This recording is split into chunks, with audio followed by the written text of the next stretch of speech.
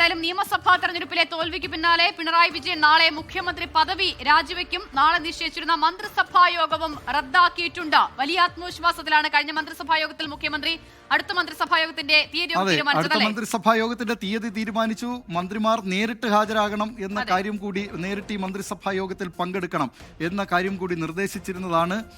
ഇപ്പോൾ ഈ വാർത്തയുടെ വിശദാംശങ്ങളുമായി തിരുവനന്തപുരത്ത് നിന്ന് ആർ ശ്രീജിത്ത് ചേരുന്നുണ്ട്.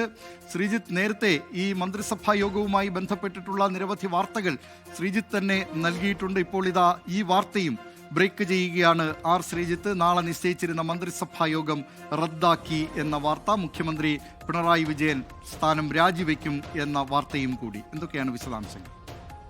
ദിലീപ്, ഏറ്റവും ഒടുവിൽ നടന്ന മന്ത്രിസഭാ യോഗത്തിലാണ് 5-ാം തീയതി തിരുവനന്തപുരത്ത് വീണ്ടും കാണാം മന്ത്രിസഭാ യോഗം ചേരാമെന്ന കാര്യം മുഖ്യമന്ത്രി തന്റെ മന്ത്രിസഭയെ അറിയിച്ചത്. ഇതനുസരിച്ച് 5-ാം തീയതി നേരിട്ട് മന്ത്രിസഭാ യോഗം നടത്താൻ തീരുമാനിച്ചിരുന്നു. എന്നാൽ അപ്പോൾ തന്നെ ആ മന്ത്രിസഭാ യോഗം നടക്കുമോ എന്നതിനെ പറ്റിയുള്ള സംശയങ്ങൾ ഉയർന്നിരുന്നു. കാരണം എല്ലാ മന്ത്രിമാരും ജയിച്ചു വന്നില്ലെങ്കിൽ എങ്ങനെയാണ് മന്ത്രിസഭ ചേരുക എന്ന തരത്തിലുള്ള സംശയങ്ങളാണ് ഉയർന്നത്.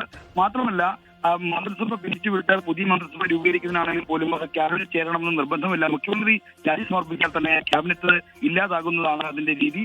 അതുകൊണ്ട് തന്നെ അങ്ങനെ അക്കാര്യം സംശയം തോന്നുന്നില്ല. എന്തായാലും ഇപ്പോൾ മന്ത്രിസഭാ യോഗം നാളെ ചേരാൻ ഉപേക്ഷിച്ചിരിക്കുന്നതാണ് ഏറ്റവും പുതിയ വിവരം. നാളെ മുഖ്യമന്ത്രി കണ്ണൂരിൽ നിന്ന് തിരുവനന്തപുരത്ത് എത്തും. അദ്ദേഹം മുഖ്യമന്ത്രി പദവി രാജിവെക്കും, ഗവർണർക്ക് രാജി സമർപ്പിക്കും. അത് തെരഞ്ഞെടുപ്പ് ഫലം വന്നതോടുകൂടിയുള്ള സ്വാഭാവികമായ നടപടിക്രമമാണ്. അതനുസരിച്ചുള്ള രാജിക്കത്ത് നാളെ ഗവർണർക്ക് കൈമാറും. കാവൽ മുഖ്യമന്ത്രിയായി തുടരാൻ ഗവർണറോട് പക്ഷേ ആവശ്യപ്പെട്ടേക്കും. കാരണം UDF മന്ത്രിസഭാ രൂപീകരണവുമായി ബന്ധപ്പെട്ട ചർച്ചകൾ നടക്കാനിരിക്കുന്നതേ ഉള്ളൂ.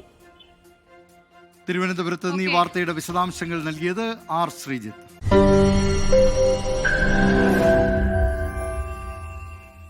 ലോകത്തെവിടെയായാലും ഏത് സമയത്തും 24 വാർത്തകളും ഓഗ്മെന്റഡ് റിയാലിറ്റി പാക്കേജുകളും എക്സ്പ്ലെയിനറുകളും വിശദമായി കാണാൻ ഞങ്ങളുടെ യൂട്യൂബ് ചാനൽ നിങ്ങൾക്ക് സബ്സ്ക്രൈബ് ചെയ്യാം.